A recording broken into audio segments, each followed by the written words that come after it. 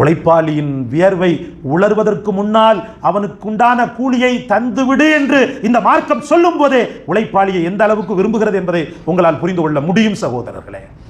ஒரு முறை பெருமானார் ஸல்லல்லாஹு அலைஹி வஸல்லம் சென்று கொண்டிருக்கையில் ஒரு சஹாபி, இந்த தொழில் செய்யக்கூடியவர், வீடுகளுக்கு கட்டடங்களுக்கெல்லாம் சுண்ணாம்பு அடிக்கக்கூடிய தொழிலாளி, சுண்ணாம்பு கலவையை, கடுமையான வெப்பம், சுண்ணாம்பே ஒரு வெப்பம் தான், அந்த வெப்பத்தை என்ன செய்வார், கலந்து கொண்டிருப்பார். அவரை காண்பார்கள் பெருமானார் ஸல்லல்லாஹு அலைஹி வஸல்லம். கண்டவுடன் ரசூலுல்லாஹி ஸல்லல்லாஹு அலைஹி வஸல்லம் பார்த்த உடனேயே அந்த சஹாபி ஓடி வருவார்.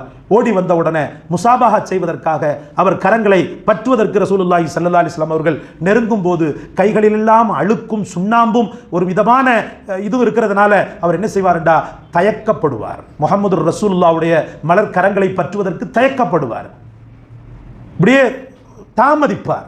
உடனே பெருமானார் ஸல்லல்லாஹு அலைஹி வஸல்லம் எங்க கையை கொடுன்னு சொல்லி